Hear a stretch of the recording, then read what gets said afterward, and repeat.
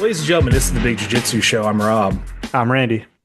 And we're back. And we actually have some really awesome news with Randy. So Mr. Randy here got his promotion. He's no longer just a black belt. He's a first degree black belt. So congratulations, Randy. That's well deserved. Thank Well you, man. deserved. I appreciate it. And instructor stripes as well, or the instructor bars too, right?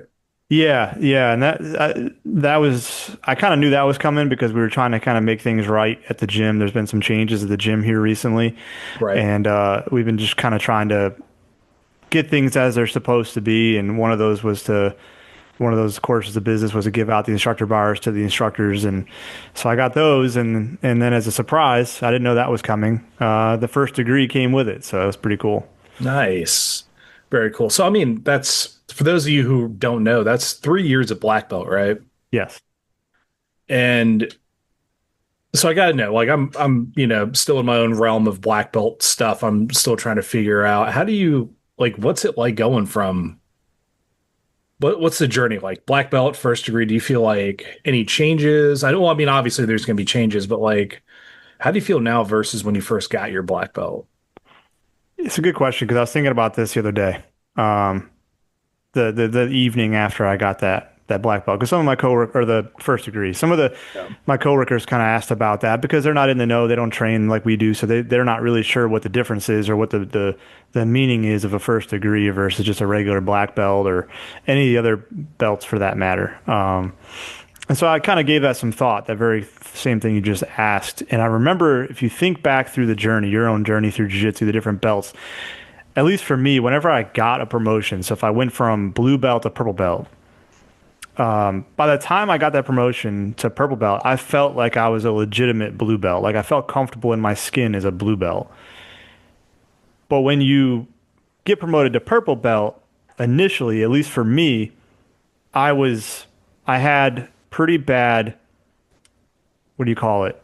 Imposter syndrome as a purple Yeah. belt, where I'm not, it's not that I questioned my instructor and his decision to promote me, but I just had doubts about myself and whether I was worthy of wearing that particular shade. And I think that's probably something that's not uncommon to anybody else in their journey in jiu-jitsu. But I think the realization came around probably when I got my brown belt that that's how it's supposed to be.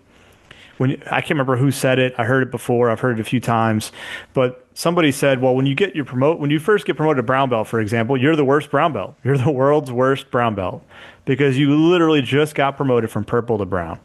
So the expectation isn't that you're the beast among the brown belts in the gym. You should be probably the worst one. What changes from Tuesday being a purple belt to Wednesday being a brown belt?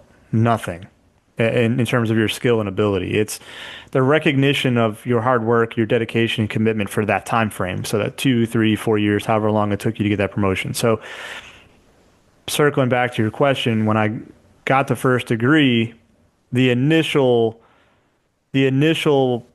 feeling or vibe or default was kind of leaning more toward that imposter syndrome. And then I realized, well, no, I do feel like a black belt now.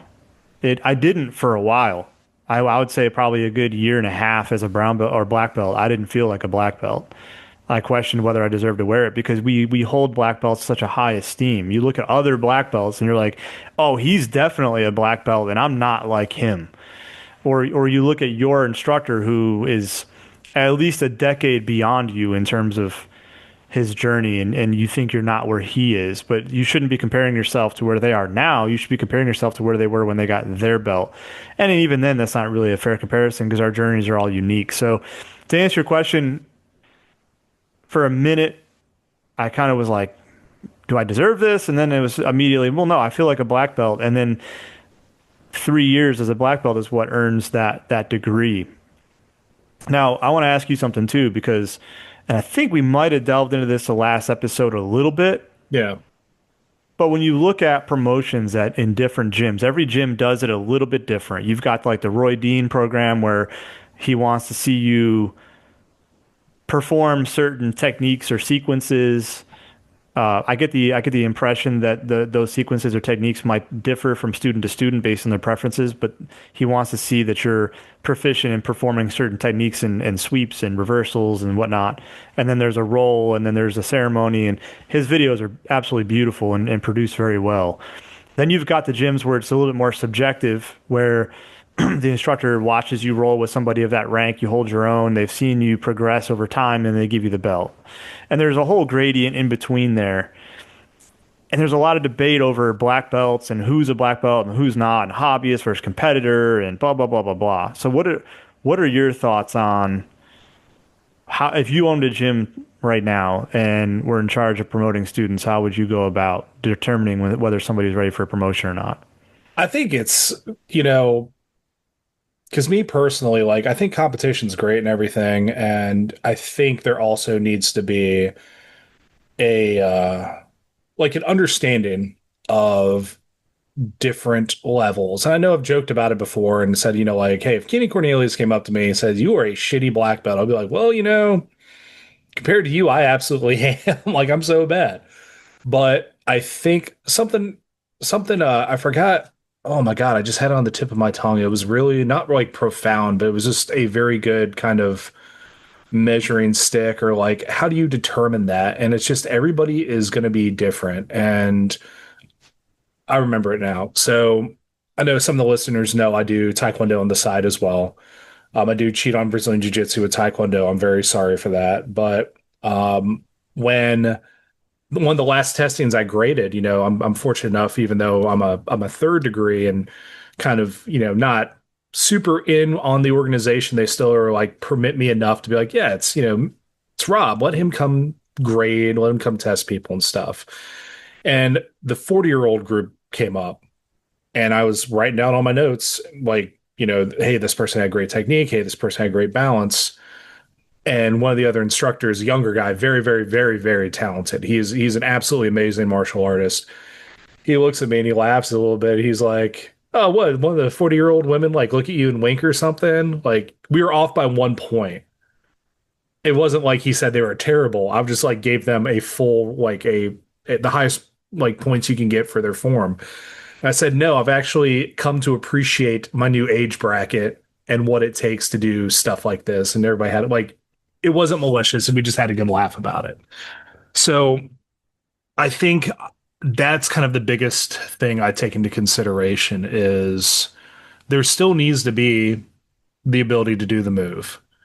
You need to know the move inside, outside, depending upon what rank it is, right? So, I mean, you know, if you're going white to blue, I need to see close guard, mount, side control, back takes, or back control, whatever you want to call it. And I'd like to see them be able to control a brand new, like, trial member person without submitting them. Like, to me, that's my blue belt criteria is if you can take an untrained person and hold them in whatever position you want, regardless of the size, that's like blue belt criteria for me. Um, but like you said, it changes for everybody. So I mean, I don't if you're a competitor, I actually might be a little more stringent on it depending upon your goals.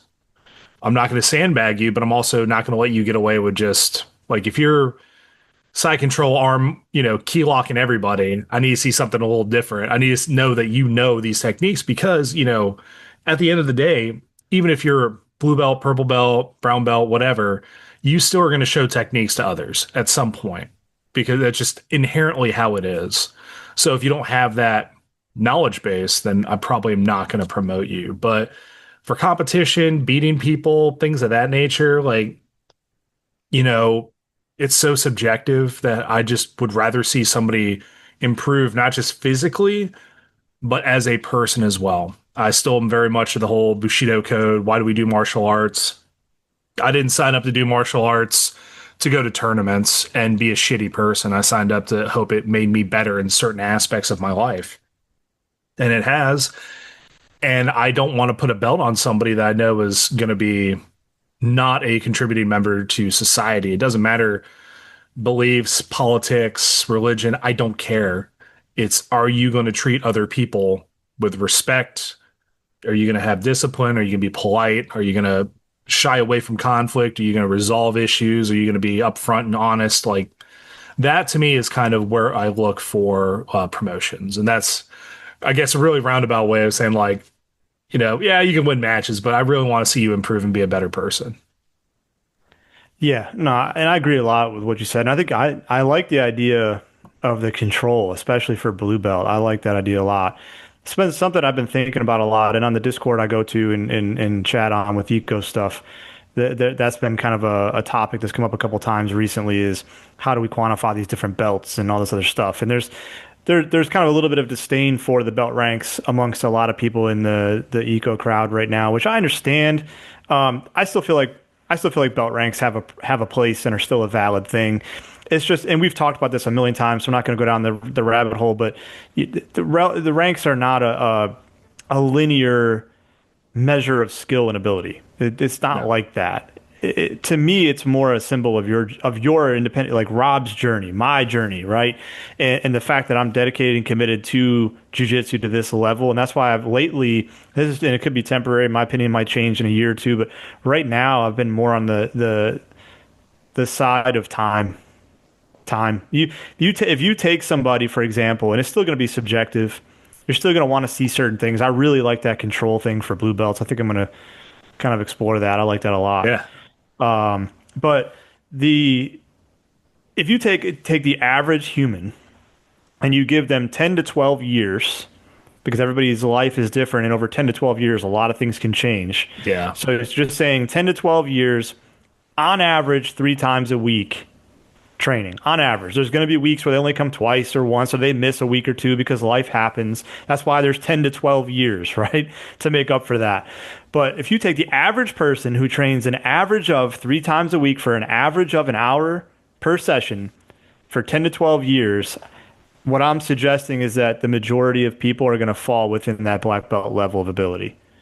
Oh, And there's easy. going to Yeah. and there's going to be a scale of ability. Like you're going to have some that are monsters among that group, and you're going to have some that are the worst of that, but they're still at a black belt level of understanding and application of jiu-jitsu. Just in my opinion, I feel like the vast majority of time that's going to be pretty sound in terms of tracking.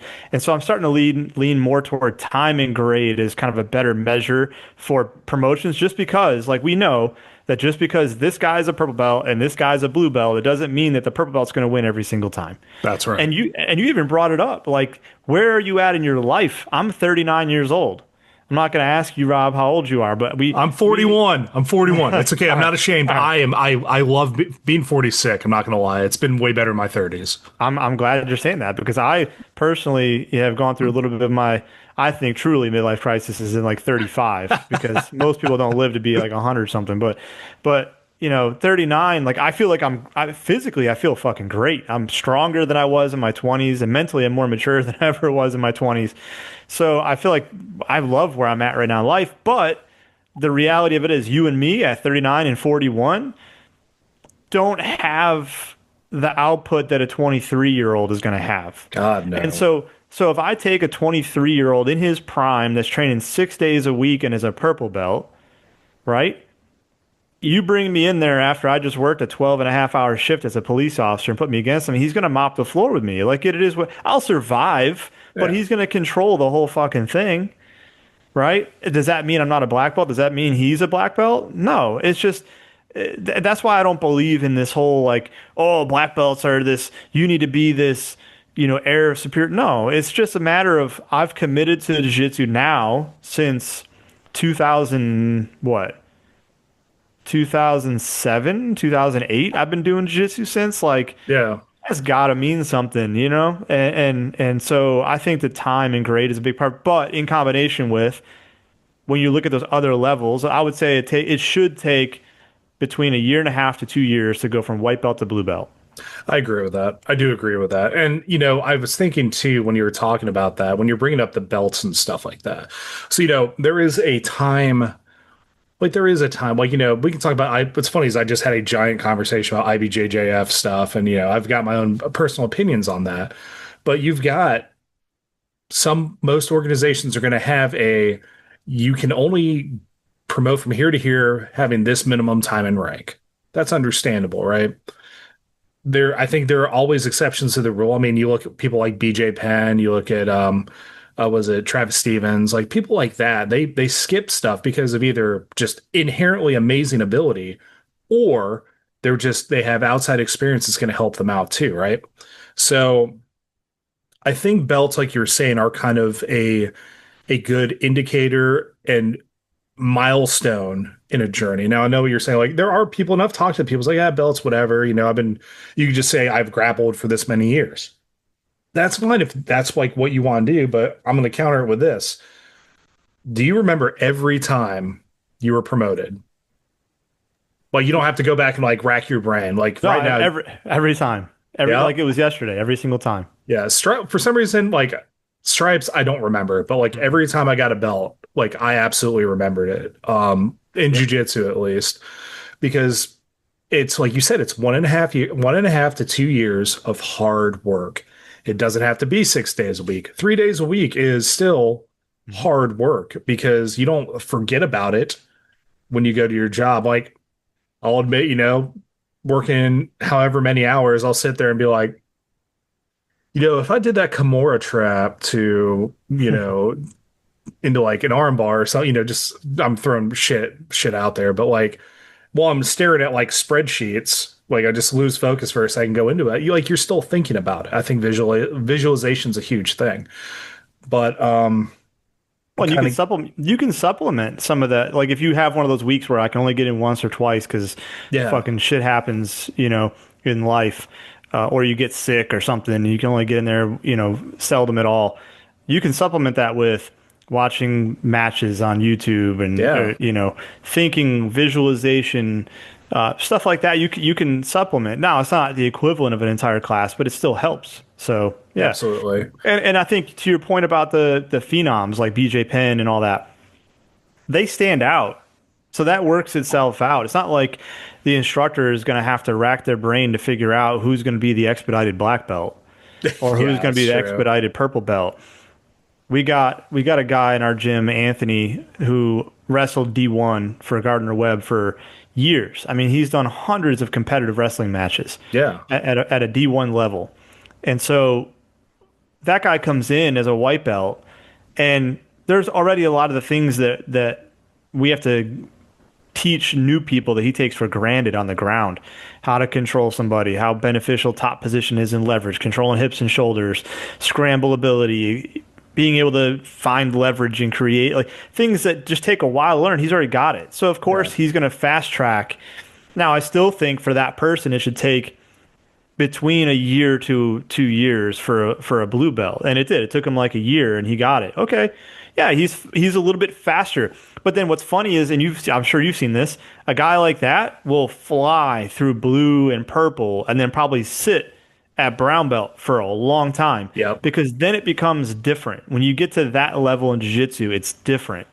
So yeah, totally Yeah, agree with you. it's all technique stuff at that point. And the thing is, like, it the growing into the black belt thing. And I've been very fortunate, unfortunately my coach obviously is in a different country, like it's Australia. We're just talking about the distance of that. But I'm fortunate that I get to hang out with like other just solid black belts like you, Brad, like people like that. And like over at the fight house over here, so like Jay and Austin and Sean, they're all very just I forgot, shout out Will. Will's a great dude too. But listen to them and get to pick their brain. I'm sorry, God, I feel like I'm being an asshole if I don't say Ben either because Ben's awesome as fuck. But I just did so many name drops. It's I'm worse than Hollywood at this point. But I get to hear stuff, and one of them said, hey, I may be a black belt, but I don't have all the answers either. I need to find those answers. So that kind of made me feel a little more like when somebody asks, like, hey, what's the counter to this? And I'm kind of like trying to decipher it. I feel more confident now going through like, well, this is what I would do. This is kind of like where my head is at for doing that. Instead of like, well, according to John Danaher, this is the proper sequence of events or whatever. But it's it is kind of interesting, like, when you hit brown belt, like all the fun like rolling stuff, trying to do nothing but inverted arm bars or arm crushers and from close guard, you've got to change it up. You have to learn the technique. You have to be able to at least give something substantial from almost every position and have a somewhat reasonable and logical answer to most everything either. Because from what I was, raised on, brown belt was just basically you're getting polished up to be a black belt. And you're still not going to be the encyclopedia of knowledge of Brazilian Jiu Jitsu techniques, but you are going to have most of concepts and fundamentals down for every position that you can find yourself in Brazil. Now, if it ends up you getting submitted, well, okay, that's fine, but you're not frozen there. You're not like, oh shit, what do I do? Should I shift my weight? Oh, he's doing a heel hook. Oh yeah, twist into it. That's what I should. And you rip your knee apart. It's what you should and should not be doing in those positions to keep you safe and to at least give a good effort on an escape or to finish a move. No, I agree. I think that going back to your very first question too, it made me think of something. Yeah. I think what's changed since getting my black belt is that you get released from the pursuit of belts and your purpose for training becomes deeper and different. It kind Yeah. of changes as time goes on. So I'm purely in it now because I just absolutely love it. And I just want to continue to improve. And what's great about it's almost like being freed from your cocoon and becoming a butterfly and flying, right? I love it. Yeah. Hey, it's June. We can be gay if we want to be. So the whole idea is like now I'm only focused on improving in different ways. So let me identify my weaknesses or find an area that I don't know. Like you said, you're supposed to know how, at least from a conceptual standpoint, principle standpoint, as a coach, you should know how to troubleshoot these things to help your students progress and help yourself progress. And so now that I'm a black belt, now I've got my first degree, it's all about finding where I need to improve and just improving on that. And it's like all of a sudden I don't care as much about winning the training day or winning the Yeah. role. It's progression. So if I have to put myself in a bad position or look foolish exploring a position I've never tried before and I lose, I get tapped. I don't care. I'm like, okay, cool, slap bump, let's do it again. Like we've been tapped so many times by this point that means nothing. It's just accepting the lesson, moving on. And I think that since getting promoted to black belt until this first degree, I honestly can say I feel like I've improved more in that time frame in the last 3 years than I've improved throughout my entire jiu-jitsu journey combined. Interesting. That's pretty Now, interesting. We go on, now, go on. So, yeah, no, I do think I know I'm gonna get you to smirk at this one, but I do think I owe some of that to the framework that I'm using, though. I think that methodology works really, really well. I think it works great. I think CLA and Eco works great for new people too, if done correctly. And you got to have a good coach that understands how to do it and set up the games and create an environment that's conducive to new people learning. But definitely, as somebody who's been doing it for a long time, I think it really encourages exploration, kind of trying different things, being a little bit more playful in your approach to training, which at this level I think is great because it keeps things interesting. no, I know you're joking about like I was going to smirk Yeah. at, but I Yeah. do actually like I agree with that at our level, and I say our level is in like, hey, it's like the black belt level. I hope I at least have most of my core competencies down as a Brazilian Jiu Jitsu guy, but like you said, getting tapped means almost nothing now. Because like, what's fun about spam for me? I was joking about is like spamming side control key locks or getting in high mount and crushing arms. Like, good job, Rob. You did that to a blue belt. You are the best Brazilian jiu-jitsu guy of all time. Like, I'm not, Yeah. but there's stuff like I joke. I was like, somebody was asking her like, about focuses and stuff, and I said like for me, I'm doing my focus now is to not revolutionize wrist locks, but change the way they're looked at. I'm staying away from you if you're playing wrist locks. No, but that's the thing. Like it's to me, it's like what I love wrist locks. I think they're great.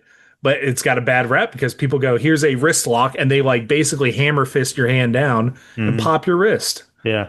But that's for another episode. No, I But agree. I agree with you though. I mean, yeah, it's smart.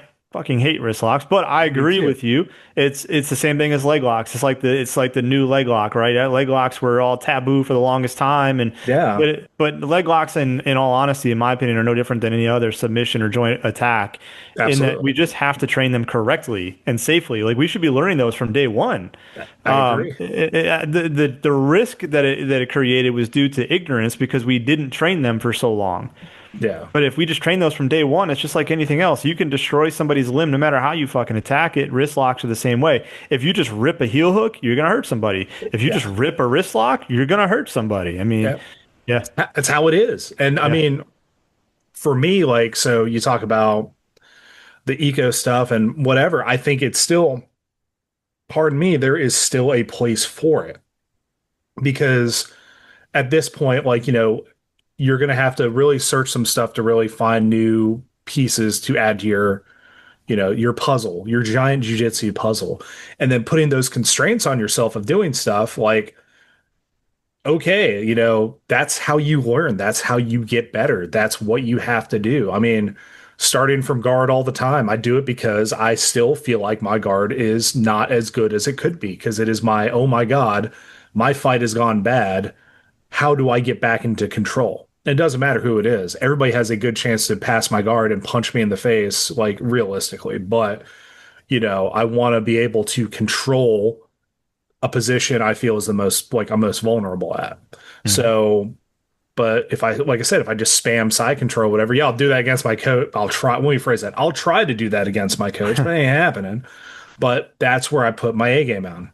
Get other black belts. I try to do like stuff that, like, to not win the match, but like I need to see if the A game stuff works. Mhm. Going against the purple belts, the brown belts, the blue belts, the white belts, like it all varies. And I'll scale it too. Like, a brown belt's not going to get the same intensity as a white belt and vice versa. But I agree with you too. Like, it's I think another thing that I've learned as well with this is that black belt isn't always necessarily a skill identifier as well, just solely. I think it's a safety identifier as well. I agree And with that. I Yeah. absolutely, like, when we roll, I have never, ever had any question that when we rolled, if there was going to be a move you put on me, that I'd get hurt at all. You never would do anything that would put me in a situation where I was going to either experience like a catastrophic injury because you were going to just go like, I'm, freak out and, hit the ceiling arm bar me, or put me in a weird position where it would injure me. So like rolling with black belts, I feel more open to try a bunch of different stuff because I don't think I'm going to get like, you know, smashed by, the white belt trying to jump over my guard and then their foot landing right in my face or like Right. things of that nature. So I think that's kind of a key takeaway as well. I think it's a safety issue as well. But I agree. I mean, you look at a nogi gym, you go to a nogi session, and unless somebody's wearing a ranked rash guard, it's really difficult to tell until you tie up with somebody, which I think, I'm not saying that as a good or bad. I think sometimes that's a good thing. yeah, Especially if you're more experienced, sometimes you don't want to know the rank of the person you're going against. You want to find out yourself. And that itself is good training. But I agree with you. You walk into a gym, you look across the mat, you see a brown belt or a black belt, and you're like, well, I feel pretty safe and comfortable, pretty confident that if I go against them, we're going to have a good a good role we're both going to benefit from, and the likelihood is I'm not going to get injured. I'm not going to get fucked up. yeah, And so I agree with you there too. It's definitely a good coaching tool to know, look across the gym, see the belts. And then stripes, I used to never really be too big on stripes. I didn't really care too much. I think that's more, in my opinion, for the coach to track where students are at, how close they are to their next belt, and just kind of give a little bit of motivation in between those yeah, choke points in route to a belt. I mean, especially if we're talking on average a year to 2 years between each belt rank. Today's generation and in the way we are, not even, I shouldn't even say generation, in today's society, because we're all immediate gratification driven by yeah, social media and technology. 2 years of commitment is man shit. People can't even commit 2 years to a relationship, let alone yeah, 2 years to grappling and training on one single pursuit. So I think sometimes it helps that. And then of course there are the gyms that use it for monetary purposes to keep students loyal and keep money coming in. But to me, if you're charging for promotions, you're a fucking asshole. Yeah, Uh, that's just so how it is, I feel. Like yeah, in jiu-jitsu at least, I understand like for us, at least in the jiu-jitsu like culture, we don't charge for promotions. Like shouldn't do that. They've been putting in all this work. That promotion is for them. So, but yeah, yeah. And the degrees are interesting because now it's like, it's funny you go from getting different belt ranks and now you got the same belt you're going to wear for years and you're just getting little pieces of tape every 3 years and those pieces of tape are going to fall off and it's just something else for me to keep up with. The old me would just fucking let them fall off and not care, but I'll keep it up, I guess.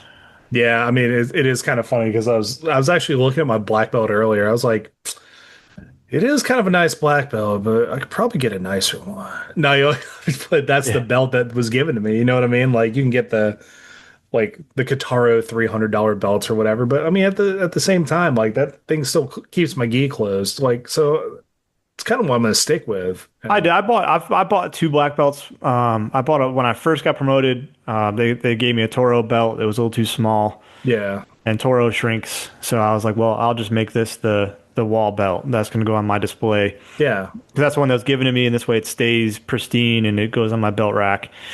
So that's where that one is. One I actually was given when I got promoted. But then I bought a half sumo belt. Theirs are a little. They add 2 inches to their belt. We all know how important 2 inches, extra 2 inches can be. yep, So, so I have that one, and that's the one I got the first degree on. I did buy an Origin belt just because I love Origin stuff, and I was excited when they finally came out with a belt. yeah. I like to keep it real. I'm disappointed with the belt because they did 100. No, They did 100 inches on the belt, yeah, and so it shrunk because it's 100% cotton. Now I love that it's 100% American made cotton, and it's a thick, heavy duty belt. It looks beautiful. It's very well crafted, very thick, but I wash my shit. I don't believe in washing powers and stuff out here, belt. That's stupid as yeah. hell. But I washed it. It shrunk like crazy. Can't even freaking tie the thing now. Damn, dude, I'm sorry. So I'm back to the half sumo belt. I wish that Origin would have done the 102. You see a lot of companies doing that for a reason. Those Yeah, extra 2 inches really just when you tie the belt, especially if you do like the Hollywood knot, it just makes it sit perfect. yeah. I mean, So yeah. I I agree. I believe in washing away the powers of MRSA and ringworm. Fuck So, yeah. dude. Well, No, but you heard about Ben Askren, right? yeah, dude, that's insane. Like the poor So guy's in the hospital, critical condition right now. yeah. Like, was it? I heard it was pneumonia, but was it like an offshoot of just him being sick from MRSA or something like that? Apparently, that's what I heard. I haven't read definitively, but one of the things I read said that he contracted it from training. I mean, how can you truly know that? I don't know Yeah. when it's pneumonia, but I'm not a doctor, so maybe they do know. I mean, I'm pulling it up now because I think, honestly, be honest with you, this is probably the first news article the Big Jiu Jitsu show has done in like years. So this Yeah, is like breaking or MMA news. but it's. I mean, I told my story like last year about cellulitis and all the crazy shit that I had in my knee. I don't play around with hygiene, man. Oh, hell no. Hell no. You may have heard that my husband Ben is going through something. He developed severe pneumonia, which came on very suddenly. He's currently in the hospital and unable to respond to. Oh my God, dude. That's I heard he's going to need some kind of transplant to survive. holy shit. I didn't hear that. That's, well, best wishes to him, man. That's fucking awful. Yeah, it's crazy, man. Like, hopefully it's, resolved. Pneumonia is no joke, but like No. severe pneumonia, because you get walking pneumonia, be like, it's a cough, ha ha, and then like you're just down for the count Yep. because shit's scary. And That's that's an why, athlete. That's a pro athlete, man. I mean, now granted, he had a dad bod. He wasn't like the poster child of conditioning, but the guy obviously took care of himself and trained really hard. I mean, and if it's going to put him on his ass, you imagine what it could do to somebody else. So yeah, fucking what? And I'm not saying he got it from a dirty belt. It's adjacent. Damn it, it's it adjacent. is. Just take care of yourselves. Like, Yeah, if you're yeah, sick, don't go on. This is not me saying anything that this is what Ben did, but I'm just saying in general. If you're sick, don't get on the mat. Don't get your training partner sick. correct. If you're injured, heal up. And if Yep. you need to like wash your shit, please, please. I don't know. It is 2025. I'm still telling people at tournaments to put shoes on when you go to the bathroom. This should That is, not. dude, that drives me insane. God bless, man. I don't know how You want piss all over your face because that's how you get piss all over your face, like on the true. mat, either True. by proxy or directly because the man with the pee feet just stepped on, or the woman. I've only been yelling at men because I'm in the bathroom. I've never seen a woman do it. I'll You be know honest. what? Bless them. Bless Yeah, those creatures because they are absolutely doing the right thing. If you've yeah. never seen that, because it is always like the early 20s, the late teens, dude, just like it's it's no different than the guys who take off their shoes on the airplane and go to the bathroom as well. That's fucking Wait. gross. That's a thing? Yeah. Oh, great. Story Oh time. man. Now this is a you wanted podcast tangents, you got it. Okay. Flying back, because we were talking about this earlier about like seats on airplanes. I did flex the whole like I'm flying home, I'm on leave to see, they're like, "Oh, bless you, soldier, let me give you a free seat." That's the only time I'll really flex that or whatever. That was when I was still in. So they gave me like an exit row by myself, and it was a larger aircraft. I don't remember the model, but basically I was looking at the center area and there's a bathroom there, right? Dude walks in barefoot, right? No, I'm sorry, Hmm. he wasn't barefoot, opens up the door, walks out, and the flight attendant's like, "Are you joking? What did you just do to this bathroom?" Oh man. And he's like, "Oh, that wasn't me." Okay. Like it wasn't. I'll just say he didn't pee all over the toilet, right? It's all over the floor too. Ah, And the poor flight attendant, she's like, "No, you're gonna clean this up. Like I am not cleaning this up I because, like that, man. Hell yeah, make him clean it dude, up. she was so awesome, right?" So he like cleans it up. Mm. You know, they give him like cleaning supplies. I'm just sitting here and I've got my beer because it's a multi-hour flight. I'm like, this is wild. I've never seen this before. Mm.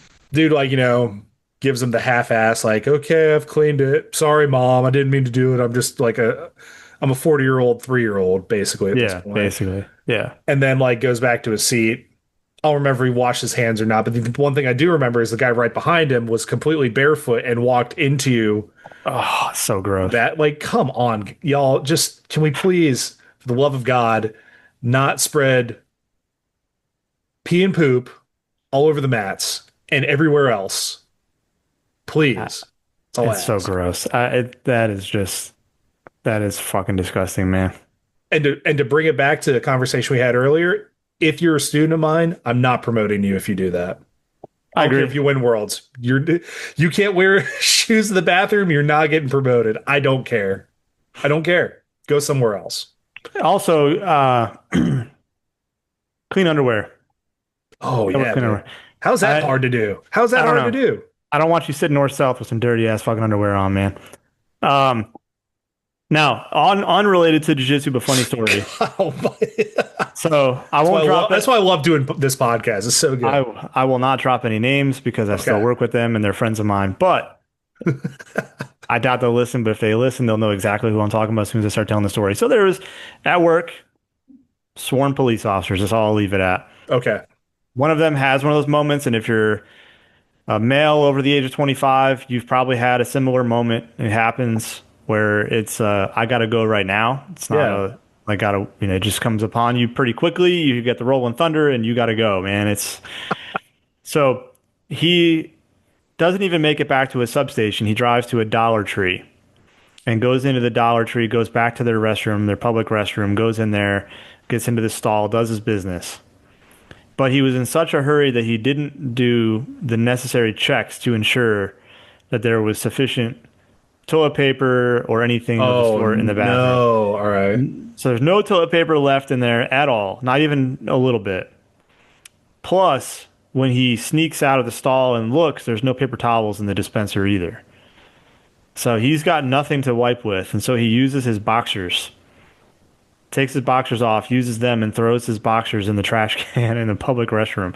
The funniest part about this, though, is prior to making this decision, this ultimate sacrifice of his boxers, he gets on the phone and he calls one of my other team members and says, "Hey, man, I need you to do me a solid. I'm stuck in the men's room at the Dollar Tree with no toilet paper, no paper towels, nothing to wipe with. Can you swing by a store and bring me some?" And because we're cops and we're assholes, the other guy goes, "Nope, good luck with that," and hangs up on him, leading him down unfortunate journey of having to figure out an alternative solution, which was his boxers. Dude, that is like I think it's the rhyme of the ancient mariner, water, water everywhere, not a drop to drink. Like you're in Dollar Tree. Like I feel like 25% of the store is paper products anyways. Yes. Like it's just one big aisle of toilet paper and paper towels, and you just cannot get to it. It is it's like Saw, but with Yeah, yeah. like I on the mean, toilet instead. what would have been your solution to that problem? So I wonder. Did he have a notebook with him? Oh, see, he probably didn't think of that. I'm a veteran, not only of the military, but of being caught in precarious situations with no toilet paper. You can even, in a pinch, and that pun intended, you can unroll the toilet paper tube and you can start peeling off strips. Wow. That's like MacGyver stuff right there, Yeah, man. because there's one thing I will not have. It's a poopy butt. I That's have a poopy butt. you know what? They should just have bidets at every public restroom. I mean, they could, but I think as a culture is just going to turn into like giant, just like watch this and crank it up to 100 and just leave it running and like run out of the bathroom because that's the type of shit I would do as a 12-year-old. Like, and just I mean, take but off. I will say this though, man. This we could have we have saved some assholes today We have. on this We really podcast. have. Anybody listening has learned. I learned. I you taught me something today, Rob. Good. I mean, that's what being a professor is all about, I guess. I Is, feel more prepared for life now. One less I can't wait emergency. to teach this in class later. Guys, no jujitsu today, but I do have another lesson I need to tell you about. Yes, that's brilliant. Oh, great. Oh, I think that we need to end the episode on that because it cannot be beat I between agree. the story of using your boxers, which is a viable option. It Trust was me. great. It was when Great he said it, option. I'm like, you know what? I probably would have sat there for 20 minutes before I had thought about that. Uh, But but now I got three other options I can enlist before I get to the boxers. yeah, the thing is, you just have to have a notepad with you because I'm not familiar with like what cops all have Oh, on we them. always carry notepads. Yeah, that's why it's Dude, you guys are brilliant. geniuses. Yeah, Yeah, just go with that. It's a paper product. I mean, if you yeah. wanted to, I don't know if you guys wear ties or not, but that's kind of a more expensive option. Yeah. Just like, take the clip on off. No, we don't usually wear that's only class A. Okay, fair enough. Unless you're a trooper, then you know the troopers are different. Yeah, they do wear those ties, but Yeah. well, on that note, ladies and gentlemen, this has been another episode of the Big Jiu Jitsu Show. I'm Rob, I'm Randy. and we'll catch you guys next time.